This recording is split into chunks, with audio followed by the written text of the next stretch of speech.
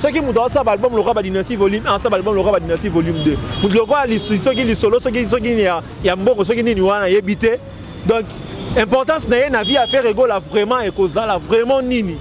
Ce qu'on n'est pas bateau bachara ba verni ba chao ba verni. Le roi la clique na bina ba mibali bachara ba verni to yebate so boza basi to boza mibali. Kende na yom do pection azate to na République démocratique du Congo. Sorti à Dynastie. Boye ba peke na poto kuna ezali juste pour na finition il y a album, il y a générique et tirala qui a finition album parce que l'album a déjà fini à 90%.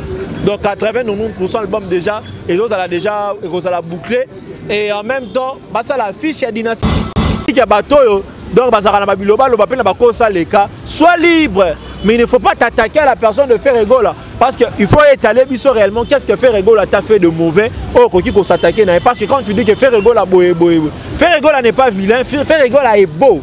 Il est beau et puis au Taliban faire rigolo a ressenti vraiment que non à Botiba na moro ya kitoko vous comprendre faire rigolo n'est pas vilain donc c'est déjà d'ailleurs un faux débat il y a Robert beauté débat sur la beauté et ça maman a faux débat vu mais le clip il y a réalité Rosala bah il m'a vidéo mais surtout le clip il y a Bendo ouais il y a le clip moro boy l'artiste fait rigolo ça on a artiste Chili oh azali d'origine congolaise mais évoluant en Europe et ça parmi les clips vraiment et la paix et puis les amis chansons dansantes et Rosala vraiment bien. S'il faudrait passer un message important, si vous avez des choses à dire par rapport à ce qui se passe, ce serait mieux aussi de consulter votre frère, faire rigolo de sorte que bon solo là, peut-être non, faire rigolo accorde-moi peut-être 10 minutes, dans un message moi à repasser pendant le concert. N'hésitez pas à liker la vidéo si elle vous plaît et si vous êtes nouveau sur la chaîne, n'oubliez pas de vous abonner et d'activer la notification pour ne rater aucune de nos prochaines vidéos. On commence. Voilà mesdames et messieurs, chers abonnés de Joshua News Télévision, nous vous disons un grand merci pour la confiance que vous nous faites.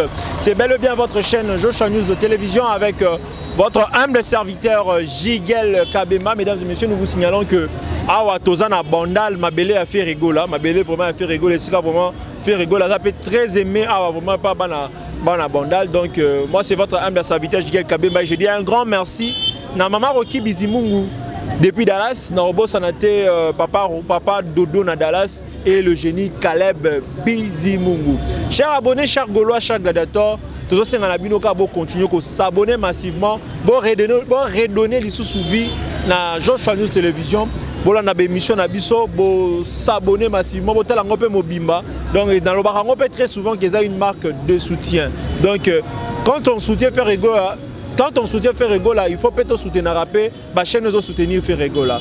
Donc c'est un peu ça, c'est votre humble serviteur Jigel Kabema. Mesdames et messieurs, aujourd'hui nous allons toujours parler de Ferregola comme d'habitude. Voilà qui le direct avec Laurent Tendance à signaler que non. Bientôt l'album Dynastie volume 2 est Obima, Dynastie volume 2 Obima, mais cette fois-ci volume 2 est Obima na format physique et bien na format digital. Vous voyez que Dynastie volume 1 bima qui na format digital à Pamba. Mais dans format digital on a constaté que l'album a été vraiment vendu. On s'attend que non, vente na digital et Rosanango m'a cité mais qui surpris.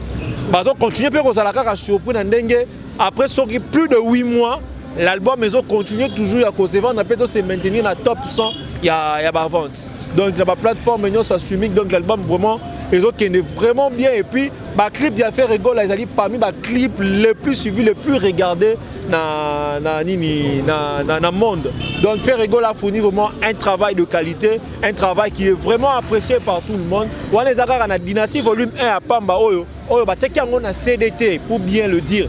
Et t'es comme na CDT, t'es comme na format numérique ou bien na digital wana.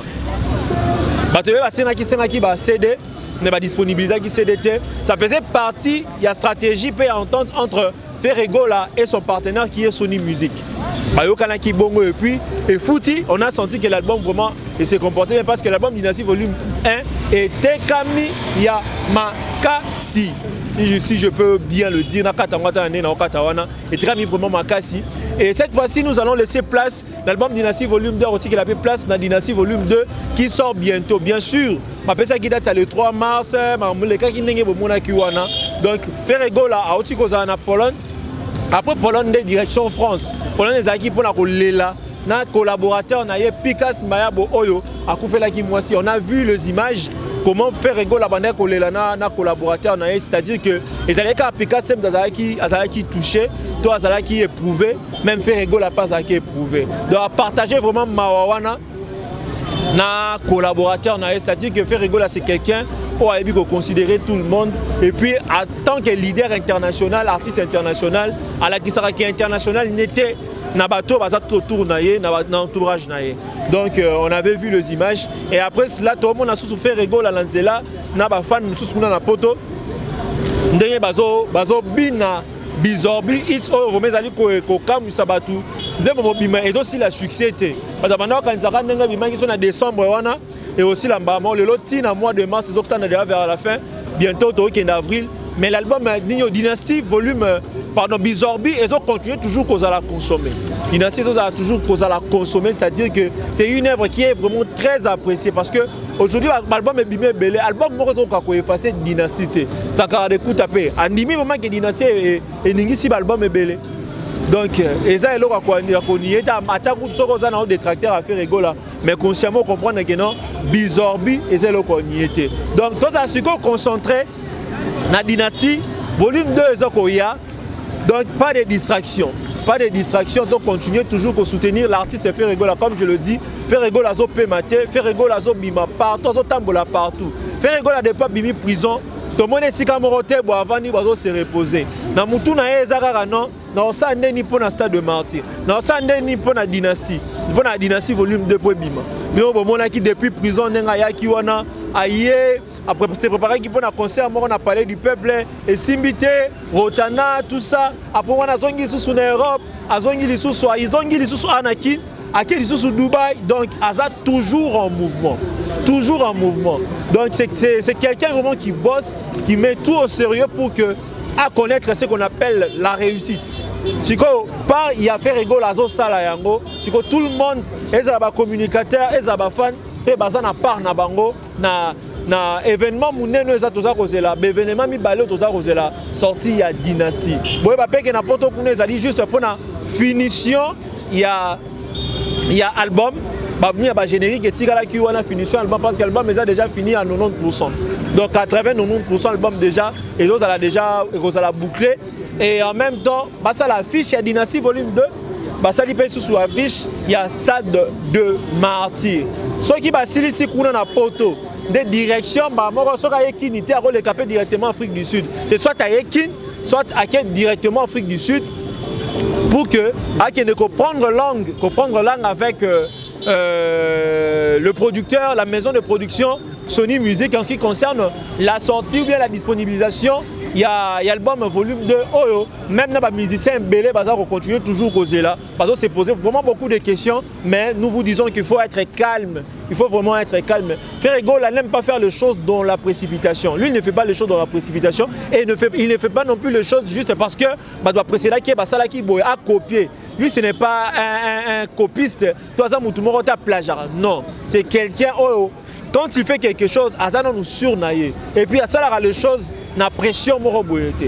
À ça là na pression moroboyete. Donc au niveau Afrique du Sud Wanande et Zala pour que bayo Canada parce que date officielle il y a sorti il y a album Dynasty volume 2.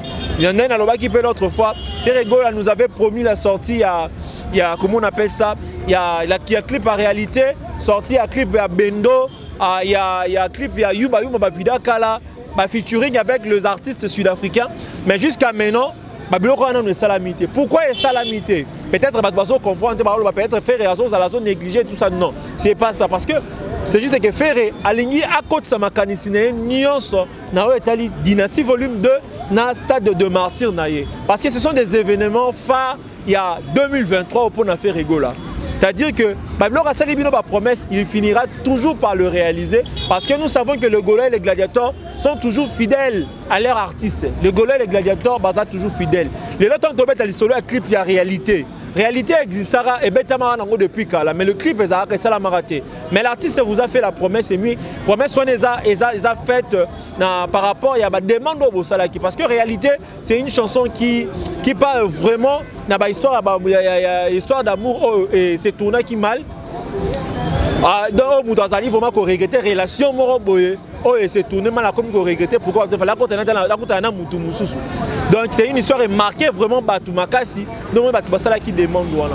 Moi je vous le dis, sauf imprévu, mais le clip il y a réalité Rosala. Bah il m'a vidé mais surtout le clip il y a Bendo. Oh il y a des clips moro boye. L'artiste Ferrego, la salle on a artiste Chili, oh azali d'origine congolaise. Azali d'origine congolaise mais évolué en Europe. Et ça parmi les clips vraiment c'est la paix et puis les amis chansons dansantes au pays et Rosala vraiment bien vu qu'ils ont échange culturel entre deux artistes. Bien sûr que Chili c'est un artiste d'origine congolaise mais Azal plus dans la mentalité mentalité française tu vois bah mélanger on a la mentalité na biso na culture na biso au moins qui robimisa moi couleur moro boye clip Rosala vrai clip Rosala vraiment elengi donc c'est vraiment ça donc le plus important donc tu sais vraiment tous à la paix passion tous à vraiment passion le roi non ce cause là bon la biloba loba ya batute oh Ferrego la ndenge nini jusqu'à maintenant c'est la case stade de martyr la case stade de martyr avant stade de martyr tu rejoins le roboyete rozani ni boyete non je vous le dis Ferrego là ne jouera pas de concert ne va pas se produire dans Batning juste parce que baninga bato ça là bilan voter na aura à Ferrego là c'est un artiste qui est très sollicité le loso totangi 3 meilleurs artistes en Bokanabiso Ferrego la Sanakati. Soit tangi 2 meilleurs artistes en Bokanabiso Ferrego la Sanakati. Vous pensez que Ferrego là à cause zanga ba sollicitation pour la production ça jamais. Alors que zanga ba sollicitation ata mukiete. Mais soit peut-être deux fois azoba que c'est la sollicitation mususu et ça juste parce que azobo ya surcharge. Pour regarder babi ba suivra 2 lièvres à la fois. Il faudrait vraiment se concentrer sur quelque chose parce que bablo reloko ba stade de martyr. Et c'est vraiment concentration. Et c'est vraiment concentration. Et puis dernièrement, bon, on a qui est à Dubaï. Dubaï déplacement, on a peut-être dans le cadre, il y a événement stade de martyr. Vous comprenez? Pablo Romusu c'est un surcharge. Vous comprendre? Mais ce qui est vrai, Ferrego là va vous faire plaisir. D'ailleurs, on vous a annoncé que non, 2024, Ferrego là va se produire dans le niveau à Bercy, Accor Arena. Donc ça sera vraiment un grand événement, un événement très important pour tous les Gaulois, pour tous les gladiateurs, pour tous les mélomanes de la bonne musique en 2024 là. Parce que Ferrego là, à ça la makamunaye, malembe jusqu'à ce qu'il aboutir à un résultat satisfaisant. Donc 2024, on sera là encore pour continuer comme ça la promotion. Pour continuer à soutenir l'artiste pour que l'événement ait la réussite. Et pour cela, je demande à tous les combattants, à toutes les personnes qui sont au niveau de l'Europe, Téléméla qui va concerner Ferrego là, il va là qu'en principe se produire dans le Casino de Paris. Casino de Paris, ma promotion est salami, ma ramouna c'est salami, même ticket na bango, mais malheureusement le concert est Zalaka et Beta Maraté. Ce qui jusqu'à aujourd'hui Ferrego là vraiment un concert dans la salle mythique et Beta Mité, c'est parce que ils ont eu un problème, il y a des combattants. Mais ce qui est vrai, Ferrego là a yoka toujours des combattants et à respecter les combats na bango. À respecter les combats na bango, c'est la raison pour laquelle malgré que Télémapou qui a joué dans la Casino de Paris, a tikala ko s'interposer et a tikala pe ko défier bango te, a tikala pe ko yata loba na bango finga bango tikala ko sala yango te. Raison pour laquelle au moni mlokwa Bokechu a félicité Rabatou facilement. Mais Bokechu a félicité Ferrego là pour sa simplicité, pour son humilité, pour son obéissance. Et s'il obéit, ou bien si on a tempéré, et ça c'est parce qu'il est faible. C'est parce que à part ya mutunyoso, à tala rabaka ya batunyoso pour que Abima Mabete a comprendre ne mutunyoso par rapport à la revendication naie. Il avait compris la revendication, il y a combattant yango monaki que avant daki na ndenge pe maman Maria bokola e malamu donc on avant daki na ekimia na ye ti maramone leki akomene ko s'occuper na maramu sous album na ye tout ça mamuno sur les ki wana. Mais cette fois-ci nous allons demander vraiment aux combattants de ne pas déranger le concert de l'artiste parce que Yo Karabino et puis Nenga Zawana, il prend toujours en considération tout ce que vous dites.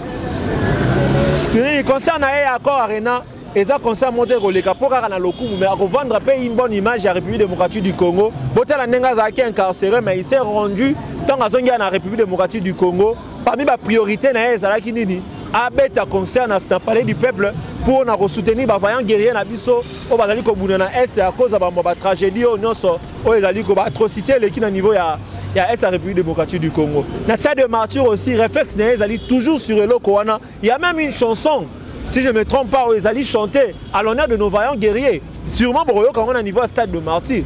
Donc c'est un artiste, c'est Azo Boulé trop. Et puis la situation à l'est de la République démocratique du Congo, ils ont inquiété vraiment ma casse.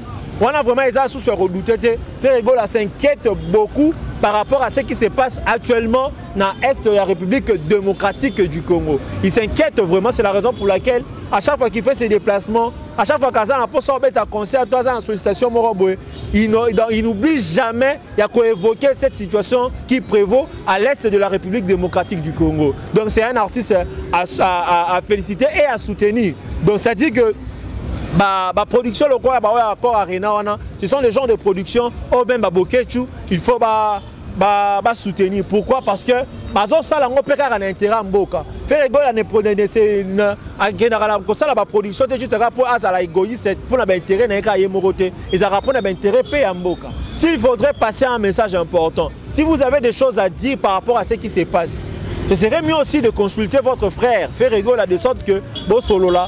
Peut-être non, Ferregola accorde-moi peut-être 10 minutes, dans un message à repasser pendant le concert. Ferregola parce que nous sommes tous des Congolais, nous nous battons pour que les choses se passent bien, se passent mieux dans la République démocratique du Congo qui est notre pays. Donc nous ne sommes pas des ennemis, soutenons-nous mutuellement pour que Maramoué qui est vraiment de l'avant et j'espère bien que mon message est déjà entendu par tous les combattants au Bayebi qui n'ont fait Ferregola. C'est vraiment un artiste qui aime le pays. Donc c'est un peu ça. Nous allons aussi parler de Lipas Mbongo qui passe son temps inutilement à insulter, à diminuer Ferregola. Cependant Ferregola ne le calcule même pas. Ferregola est plus concentré à préparer son album Dynastie Volume 2 qui va sortir bientôt d'ici peu et en même temps s'est préparé pour le stade de Martyr qui aura lieu le 24 juin. Il n'a pas vraiment le temps pour réagir à des injures, à des attaques, il y a ceux qui animent, il y a Piara. Bon, je peux le dire. Mais on ne comprend pas. Ferregola Salabinoni. Si tu prends la décision de ne plus coopérer avec Ferregola, ce n'est pas un problème. Ce n'est pas ta coopération qui a fait de Ferregola ce qu'il est aujourd'hui. Ce n'est pas en coopérant avec vous que Ferregola est devenu ce qu'il est devenu aujourd'hui. C'est-à-dire que sans vous, Ferregola a requis qu'on s'en sortit parce qu'elle s'en sortira déjà. Donc il a une vie, il s'en sort facilement parce qu'il a une connaissance musicale, il a une stratégie, il a un artiste. Parce que jusqu'à maintenant, on a l'album local Dynastie Volume 1. Pour Dynastie Volume 2 années pour Pelissa Mboka Moto. Dynastie Volume 2 et pour Pelissa Mboka Moto et en même temps, tu as belé Batika Bandoule. Ceux qui m'ont donné ça, l'album Lora Dynastie Volume 1, ça l'album Lora Dynastie Volume 2. Vous le voyez, ceux qui sont solo, ceux qui sont habité. Donc, l'importance de la vie à faire Ferregola vraiment et Kozala vraiment nini. Ce qui n'est pas bateau, bachara verni, bachara verni. Le la clique na bina mibali bachara verni, to yeba te so boza basi to boza mibali. Kende na yom do pection azate to na République démocratique du Congo, c'est-à-dire que c'est un pays dans lequel nous prônons ce qu'on appelle la liberté, la démocratie. Nous avons dit qu'on étouffait liberté à Moutouté, mais tu dois rendre libertinage. Si tu fais le choix de rejoindre la clique Yabato, Bachara Verni, ma clique Yabato, Babina Loko, Abasi Baloketo, Abasi, ma clique Yabato, donc Bazarana Babiloba, le Bapena Bakosa, les cas, sois libre. Mais il ne faut pas t'attaquer à la personne de Ferregola. Parce qu'il faut étaler réellement qu'est-ce que Ferregola t'a fait de mauvais. Oh, qu'il faut s'attaquer. Parce que quand tu dis que Ferregola Ferregola n'est pas vilain, Ferregola est beau. Il est beau. Et puis au Taliban, Ferregola a ressenti vraiment que non. À Motiba, Namora et Kitoko. Vous allez comprendre, Ferregola n'est pas vilain. Donc c'est déjà d'ailleurs un faux débat. Il y a beauté, un débat sur la beauté. Et ça, maman a faux débat. Parce que sur la télévision à Ferregola, il n'y a pas photo. Il n'y a pas vraiment photo. Yorobo Swag, occupe-toi de ta carrière. Occupe-toi de ta carrière, tu as une carrière. Arrête de flatter l'artiste Aigle. Parce que tu n'as jamais été fidèle et tu ne respectes pas ta parole. Ma parole n'a pas respecté rien. Tu as dit qu'un jour, tu as une image, tu as insulté Aigle. Tu as dit que c'est une hypocrisie, on le sait très bien. On sait bien que vous êtes un hypocrite. Plus tard, au Baluka. Mais sur le Baluka, pour ça, Ferregola calme.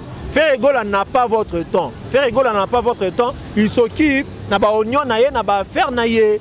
Donc c'est un peu ça. Mesdames et messieurs, je suis arrivé à la fin de ma petite analyse, de ma petite nini analyse on a sali sikoyo. Donc bon retenir car un message on appelle Sibino, bon tika la distraction, bon se battre vraiment pour que concert à la réussite, concert à Stade de Martyrs vraiment est à la réussite. Et je passe aussi un message important à tous les chroniqueurs, à tous le communicateur de Ferregola. Tout ce qui a une distraction, on a finga qui a loba qui boye. Tous a un droit au but, tous soutenir l'artiste de sorte que tu réussir.